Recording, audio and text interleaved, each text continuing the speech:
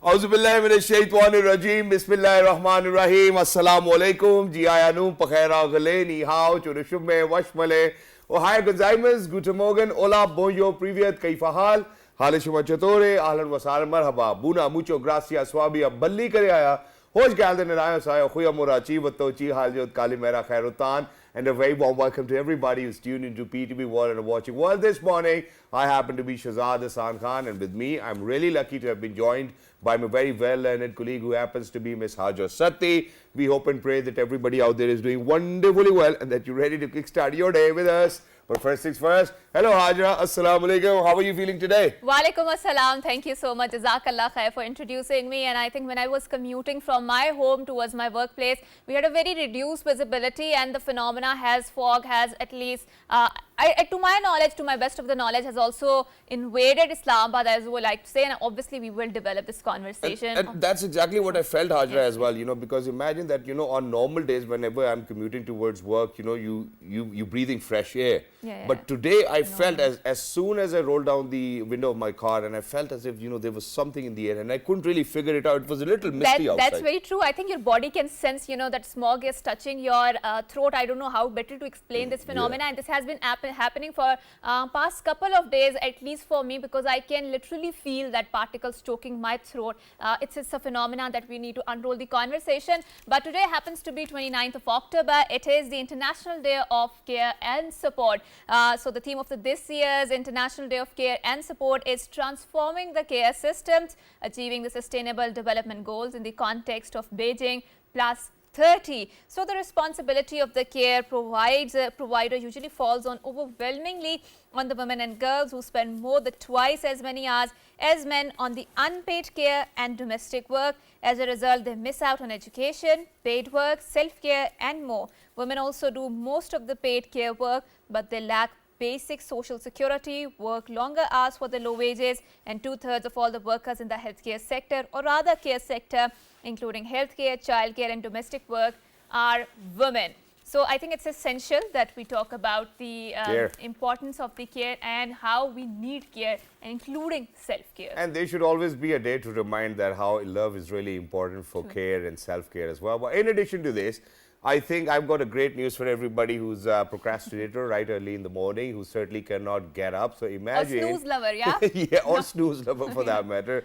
Or probably people who actually have to ask their parents, Maji, subah utha dena, and then it's your mother banging on the door. Just because you cannot wake up, imagine that your mornings are going to be like a video game. And courtesy to Nintendo, Nintendo's new motion detecting alarm clock turns your morning routine into a real-life video game. Nintendo is joining the smart device game by releasing a video game themed alarm clock with motion sensors. Nintendo shut the bleep.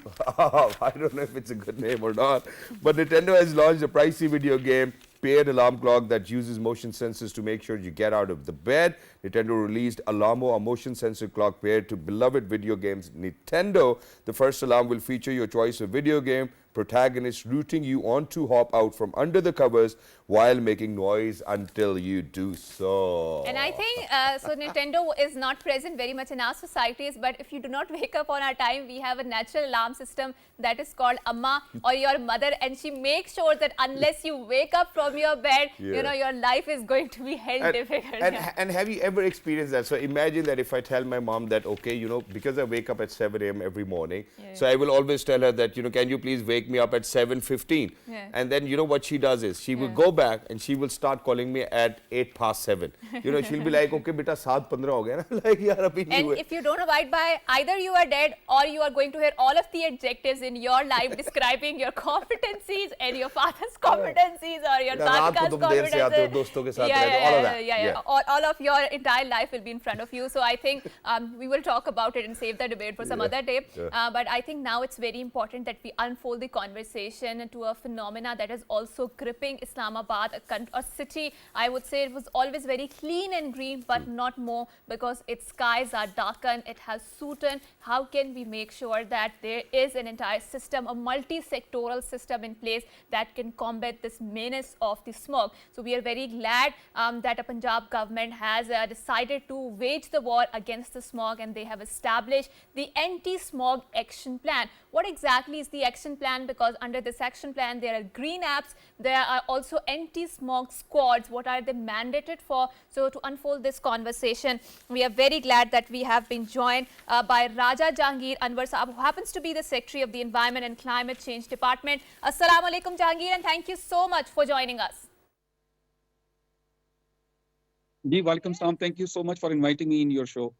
Please. Thank you so much for, giving us time, and it's certainly very important because the Punjab government's initiative is something that we would love to talk about. So first things first, let's talk about the anti-smoke plan. What is it all about? What are we doing to curb this menace?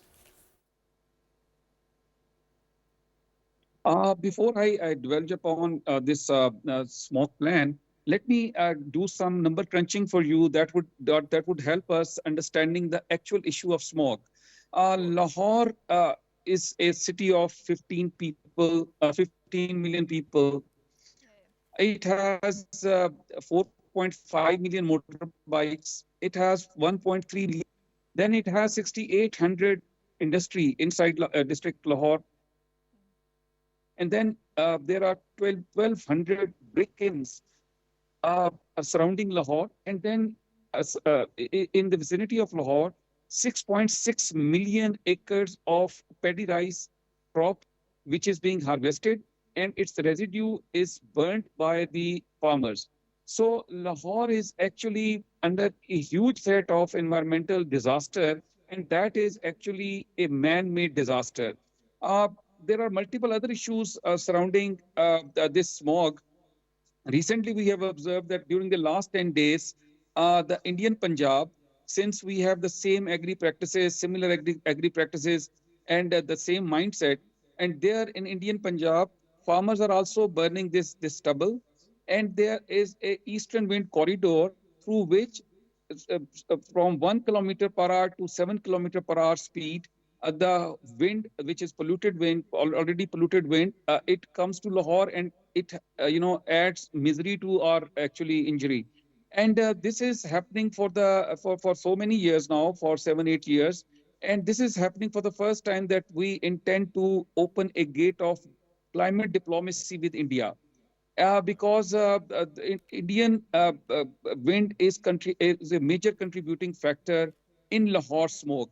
I heard you both talking about Islamabad, and Islamabad is also now into this grip.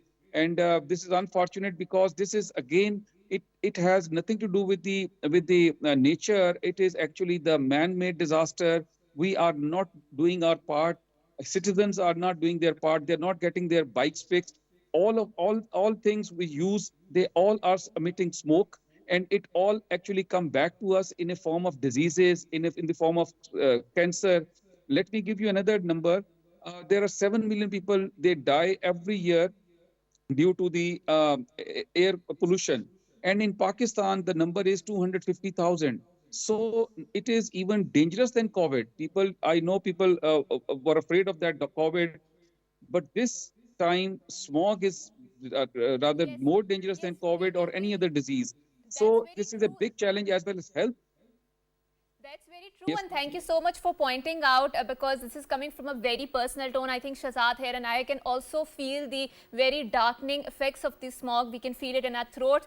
So sir, under this Punjab's initiative of the anti-smog action plan, there is a green app which is to assist the citizens of particularly the Lahore to unveil or sort of unfold and sort of unwind the air quality index that is there, and accordingly plan your activities. So are we expecting under this mandate that it will also be expanded towards the city of Islamabad, because we are also under the threat of this very visible darkened clouds of the smog? Yeah, as you know, this smog has been hitting us for the last 7-8 years very badly in Lahore. But this has happened for the first time that this government has started working on it. Not while in the smog. It started our work from April this year, and it's going on. Of course, we have developed a green app. And then there is a helpline 1373, and we expect the citizens to report and report any violation, anybody emitting smoke, any vehicle, any factory, any industry, or anybody who's burning solid waste. So they can report it all through this app and this helpline. Apart from that, the kinetic operations going on by the Environmental Protection Agency, our lead agency, which actually take care of this environmental issue. Number of brick kilns have been demolished, like over 500 brick kilns have been demolished.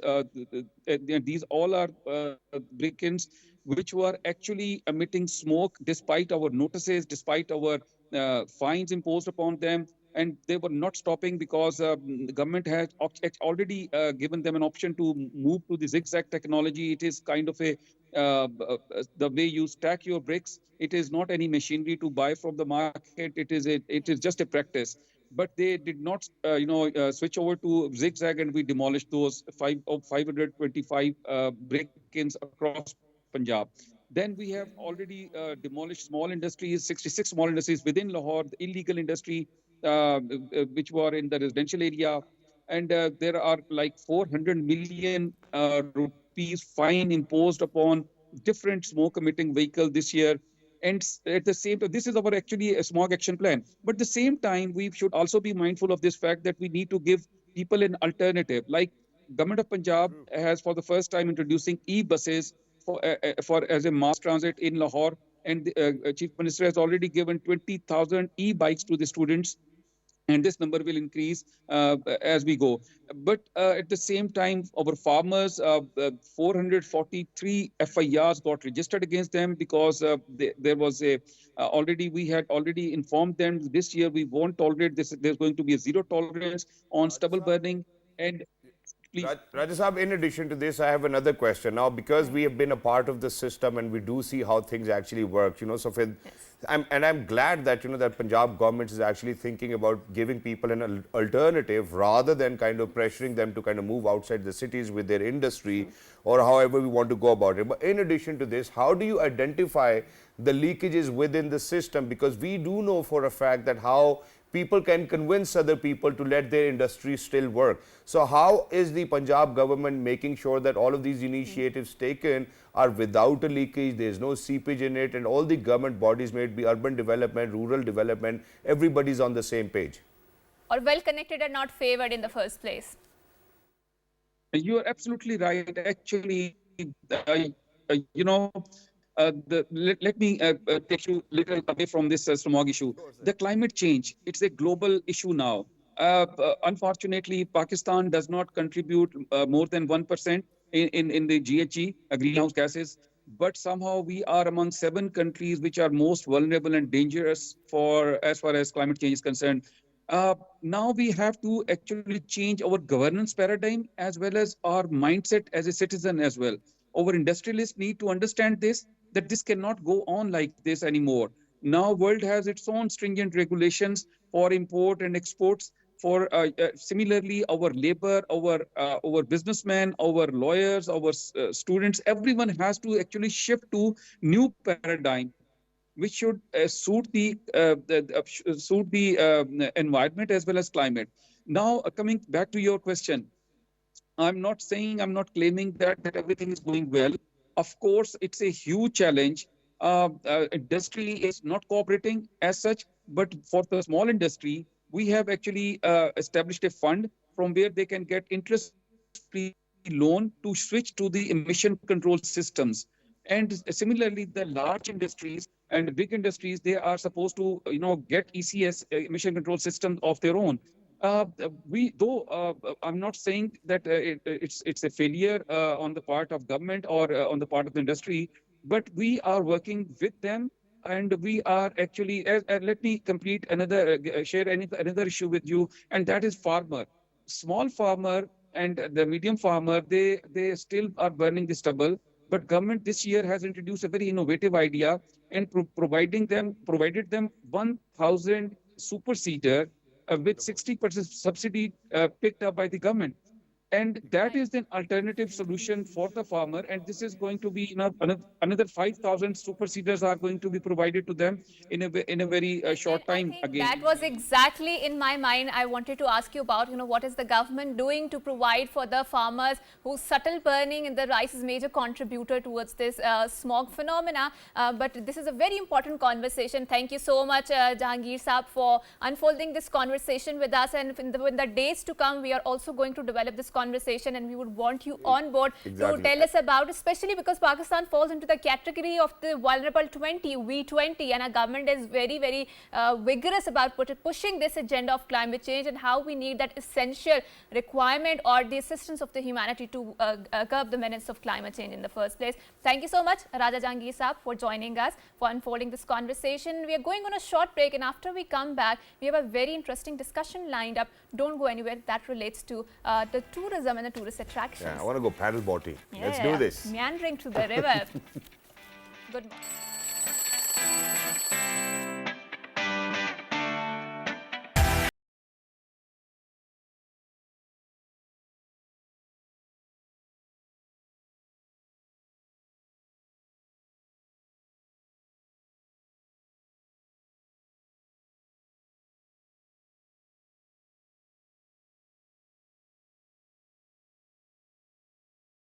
All right, ladies and gentlemen, welcome back. We have been here all this time, and for everybody who just tuned in, you're certainly watching PTV World, and the show name is World This Morning.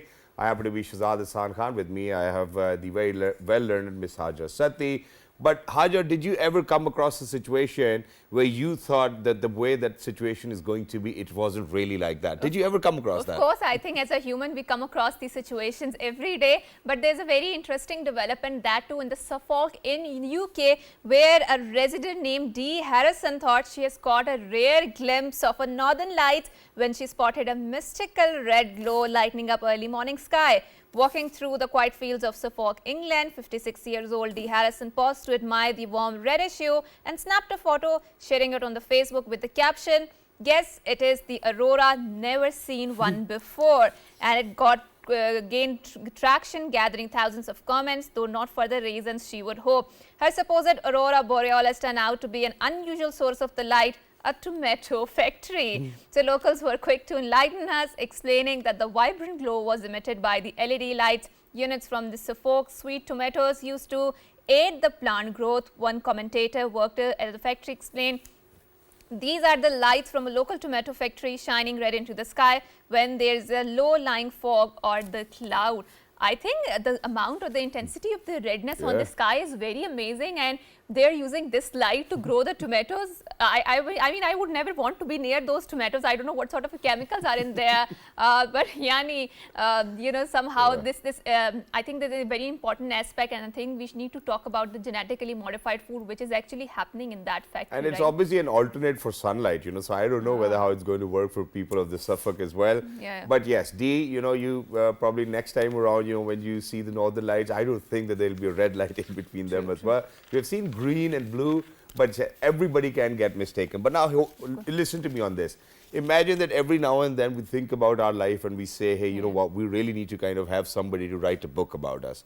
Now, this gentleman from Japan, ladies and gentlemen, actually made a robot which actually looks like him, has got hair like him, and is actually similar to him as well. That's now, scary, imagine that nobody can ever wonder that you can be duplicated as a robotic version, but a Japanese inventor has actually done this in the past 18 years. Hiroshi Ishiguro has created 6 robot clones of himself. Recently, he developed Geminoid HI6, which has a similar physical appearance to Ishiguro. Interestingly, the robot easily duplicates Ishiguro's facial expression as well. His lifelike teleported Android version is currently being displayed at Osaka University. The robotic clone gives lectures and also fields questions from students. I don't know whether I want to do it or not. Yeah, that's very scary. I mean, just imagine another Hajar or Shahzad walking into the studio. I would be scared to death. I would say, you know, who is this person coming here? But I think these are the developments that we have to bear. And I think one of the very interesting development that as a Pakistani, because we always strive to bring forth the voices that brings a lot of positivity to the screen and add feathers to other nationality. Pakistan, so Rameez Ibrahim has secured the gold in Mr. Universe 2024. He bagged the gold medal in Mr. Universe 2024, which was organized by the World Fitness Federation in the Las Vegas, USA. To unfold this conversation, we are very glad that we have been joined by the winner himself, who happens to be Mr. Rameez. Assalamu alaikum, Rameez, and thank you so much for joining us. Assalamu alaikum, assalam. Good morning. Thank you. To have you over here. First of all, congratulations, and I would love to get the conversation started where you actually, when you took to Instagram, you spoke or you actually kind of talked about your haters as well. So let's get started from there. How was your journey so far, and why did you take to Instagram to kind of pinpoint your haters who thought that you will never be able to do that? True. Journey was very difficult because visa issues. There is in Pakistan too much US visa issues nowadays. So I applied 3 times for my visa. So third time I got my visa, and before 17 days of competition I get my visa. So I'm very disturbed. What can I do now? What can I do? It's a very short time, but I start extra effort, put my international experience, full experience. I put that because I have 8 year experience. In 2022, I created history for Pakistan. Won world championship, 3 gold medals and pro card. So this is easy for me to calculate everything and start my working in 17 days. But unfortunately, when I took my flight on 13th of October, so Turkish Airlines changed their route because of war issue Iran and Israel. So flight was delayed and 27 hours flight converted into 67 hours. So I arranged my diet and hand carry only for 27 hours. So on the airport of Istanbul and San Francisco, diet was a very, very serious and big issue because I cut my salt, I cut my carbs. So there is no option. There is a salty diet, carb full diet. So when I reached USA, Las Vegas, Nevada, so I saw 45 countries athlete was there. So this is very shocked and panic, and everyone looked very fit, very perfect. Then I called to my mom and my father, what can I do? So my mom said, don't worry, beta, you can do it. And all men are same like you.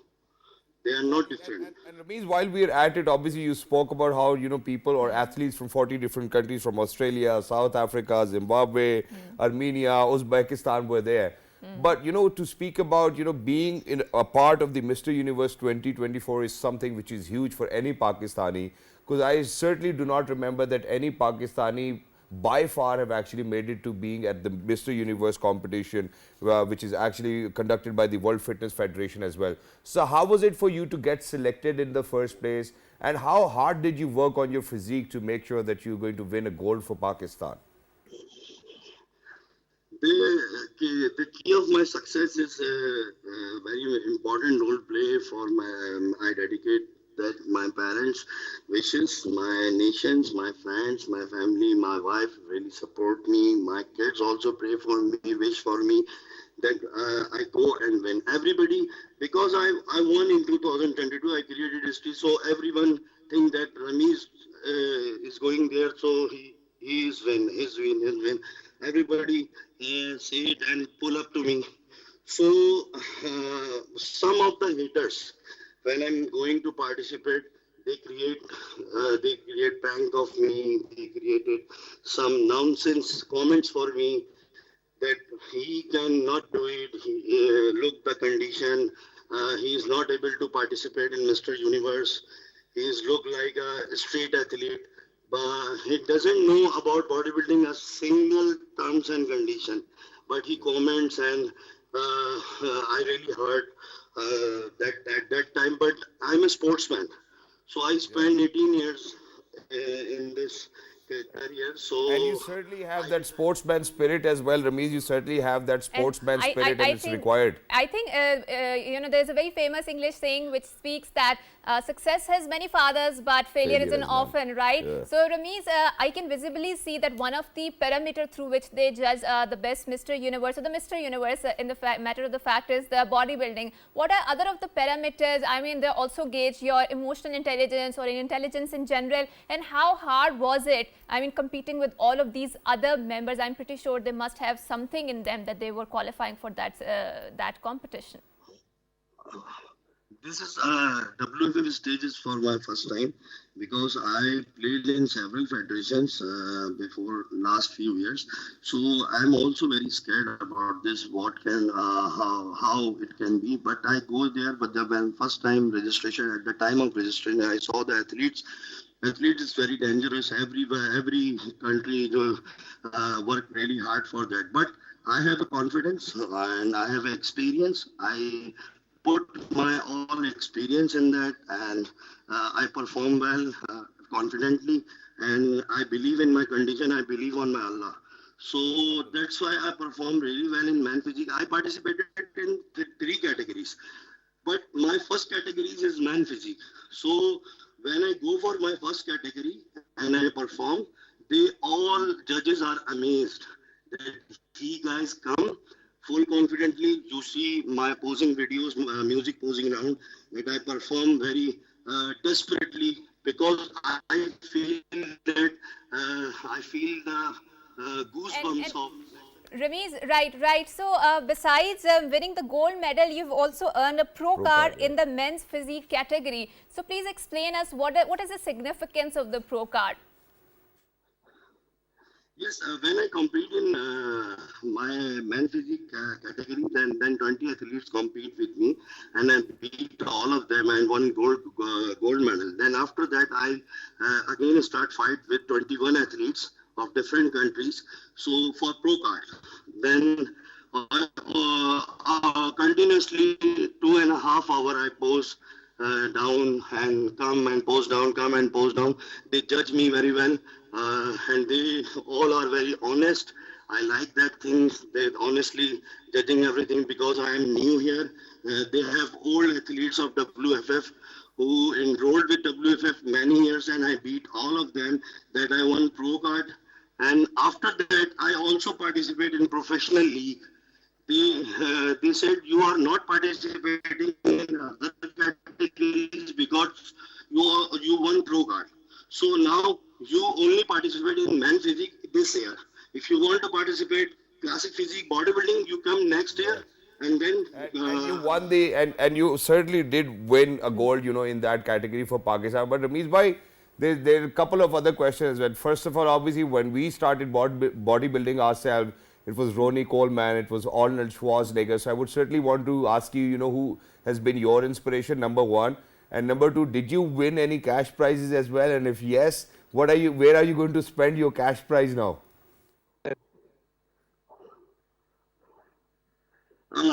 my favorite sports bodybuilding athlete is Arnold Schwarzenegger because he has a beauty. And our Arnold beauty, no one can compete now. In 2024, I can't see this kind of beauty those Arnold have. What about So Sebum? now, What about Sebum? yes, Sebum is very best athlete in classic physique. If you are role model in classic physique, so obviously Sebum is the best option. And in man physique, Tim Harry is the best one. And my next step is also competing in IFBB Olympia. So I'm going step by step. So I play in lots of federation. Now my last step, because WFF is number second federation, they enrolled 130 countries already. So it's my highest level. So it's a biggest competition. It's not very easy. It's very tough time for me.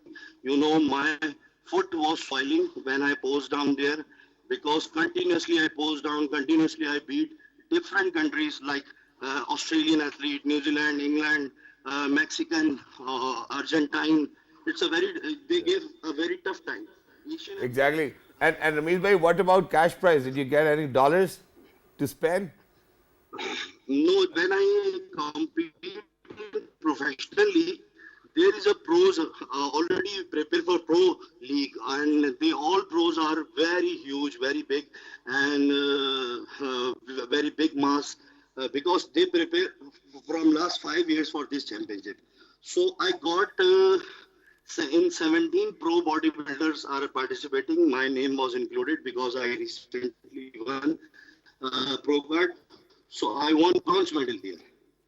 Right, and thank you so much, Rameez, for having this conversation. And once again, congratulations to you and your entire family, your entire community, and whoever supported you. And in the days to come, we are wishing you all of the best. And we wish and hope and pray that you win other competitions and bring a good name to Ameen, Pakistan. summa ameen. Summa ameen, sorry. And in a very interesting development, scientists have solved the mystery of the Antarctica's bleeding waterfalls. Why are they called bleeding in the first place? Because they're very red in color. So to unfold this mystery, scientists have initially discovered that it could be down to the red algae content in the water. It was one of the many theories posited about the true nature of the blood falls, none of which were particularly persuasive.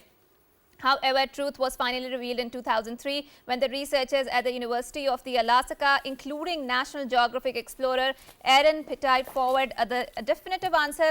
They found that through the use of the radio echo technology, that the running water has an extremely high red salt, and which is double the levels they saw in the seawater in the area. The high sea water salt content pushes up the freezing water point, which explain why it's still liquid at such a cold temperatures. And naturally, nature works in the mysterious way, and every time you find how beautiful Allah Ta'ala's manifestations Alhamdulillah, subhanallah. And in addition to this, ladies and gentlemen, not just that, I think I'll have to take you back to, where Stone Age, where, we've certainly been learning about dinosaurs all our lives. True. Patani Consosaurus and Consosaurus. T-Rex and whatnot, yeah. Yeah, T-Rex is the easy one, but I think my 5-year-old daughter can do well.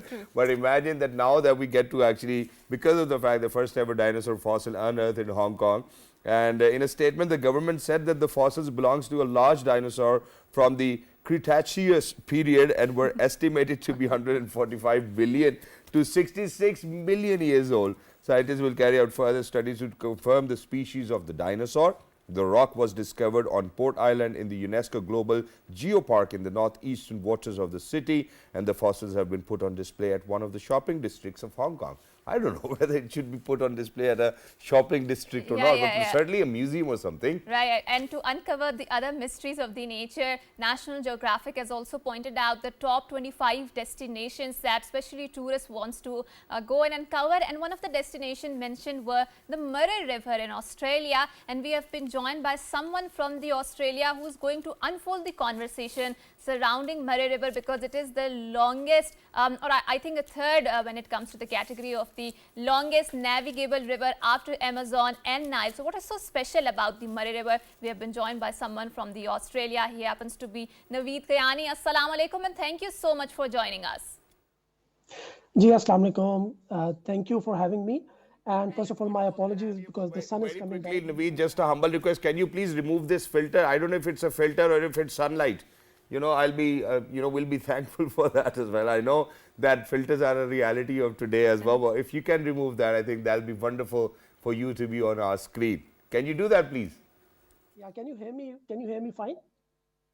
Yeah, we can hear you. We can hear you. So please go ahead and tell us about the Murray River, its significance, and why it is one of the very attractive touristic spot, especially in Australia.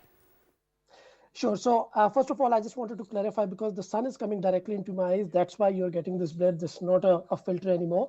So just continuing on the Murray River, and I was listening to you guys, just to give you the context of the size of the Murray River, right? We already know this is the third biggest river after Amazon and Nile. But to give you an analogy, a distance between Lahore and Karachi is 750 miles. And the length of the Murray River is 1,500 miles. So that's double of you going from Lahore to Karachi and going back from Karachi to Lahore. That's how big the Murray River is. And if I were to give you, so Murray River has recently been one of the most top spots in terms of tourism within Australia. And it is known for its lavish 5-star cruises. So you know how you go on a big cruise like a Titanic, and you go for 7 days, 8 days to different destinations, and it has these different stops in between. That's where the cruises have been really popular. Also, water sports. So a lot of people do kayaking, canoeing, and all those sorts of water sports through the Murray River and its banks. It's known for so many other things as well. the name in itself, if I may add, the name Murray River is named after a British State Secretary of State who actually helped set up colonies in Australia when the Britishers came to Australia. So it's named after Sir George Murray. And Naveed, one of the very interesting thing about this river is that it has its own flag. Why is that? What is the history behind it? I mean, we also have an Indus River, and it is one of the ancient river. It has hosted so many civilizations. We don't have a separate flag for that. What is the story behind it? So it's a very intriguing background. See, in Australia, there is a lot of background and a lot of there's a concept by the name of original custodians of the land. That is the Aboriginal people who actually own Australia, and there has been this trend that these people, even Australia has a different flag, but then Aboriginal people have their own flag. So out of that trend, anything that is that goes back to their roots, the Aboriginal people, the original custodians of the land of Australia, actually created that flag to uh, to show that that river actually belongs to them. So that's the Exactly, background. and with in addition to this, obviously, so it is to actually pay rich tribute to the people who were the forefathers, or probably the people who've contributed towards its development. Now, but there's this interesting bit. Now, imagine that the river actually flows for 1,500 miles. That's a long distance, and not just that, from the northeast Victoria to the Australian Bight as well. Now, imagine what sort of weather can we experience throughout its belt, because I think that's something which will be interesting for people to see, that because Australia happens to be one of the largest continents that we experience on this planet. So let's talk about the weather that we can experience all around the 1,500 miles. Yeah, sure. All right. So I'll give you a very interesting fact. I don't know if you already know this or not, but possibly additional information. The weather of Pakistan compared to the weather of Australia is 180 degrees different. So as soon as you start to enter winters in December, we start to enter summers in December. And there's you have Santa in December wearing, the fluffy clothes, and because it's cold. But in Australia, Santa actually wears just shorts. So the weather is actually 180-degree different in these countries. And to your question, the weather along the coast of the Murray River, it's 1,500 miles, right? It touches two states, the New South Wales states and the Victoria state. And the weather is it based on what the year of the if it is December, it will be relatively warmer. If it is June, it will be relatively cooler. But overall, as you're closer to the water, it's always more pleasant with high breeze and a very pleasant breeze throughout. Even if it's warm, the breeze in itself manages the coast. But I think the one of the key call out I wanted to say is the cruises, the 5-star cruises where you have dining, fine dining, restaurants. Every perk that you have in a normal restaurant, 5-star restaurant, is available on these 5-star cruises. And anybody who's interested in visiting Australia, definitely consider doing a 7-day cruise with along the Murray River. Rameez, I'm sorry to ask you this, but do we have dance clubs on these cruises as well? We have absolutely everything, things that are possibly not allowed in Pakistan. One of the spots that this cruises actually takes a stop or is called the wine tasting. I don't know if we are not allowed to have wine tasting, but in Australia, a lot of people are into red wine, and so they, as part of these cruises, this 7-day trip, one of the days is they stop at a vineyard and they go and they try wine, 100 years old, 200 years old. So it's basically, yeah. I think one last question before I wrap up this segment. So it meanders to the Australian Alps too. So for people who are bird watchers, is it a good spot? Oh, amazing. I think the best spot, not just birds, but any wildlife, if you were to really, really enjoy proper wildlife open in the wild, not enclosed in zoos, is to come to Australia. From birds, from emus to uh, kangaroo. I mean, Australia is known for their kangaroos, it's known for its koalas, and we are rich in history of reptiles and birds. And so if you really, really are interested, are an outdoor person and like wildlife, Australia is the place to be.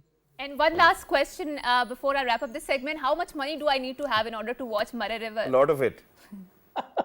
I would say for approximately for a 7-day trip, you're looking at somewhere between 2,000 to 3,000 Australian dollars, which converts to be around, I think, 5 to 6 lakhs PKR. Okay, I hope and wish that rupee appreciates against the dollar and we are able to travel to the Australia. But thank you so much for joining us, for uncovering this conversation regarding the touristic spots. It was lovely talking to you and enjoying and soaking and imagining, you know, how Murray River can be. With that, we are saying you Allah Hafiz. Until next time, it's a goodbye and Good morning. morning. Have a great day.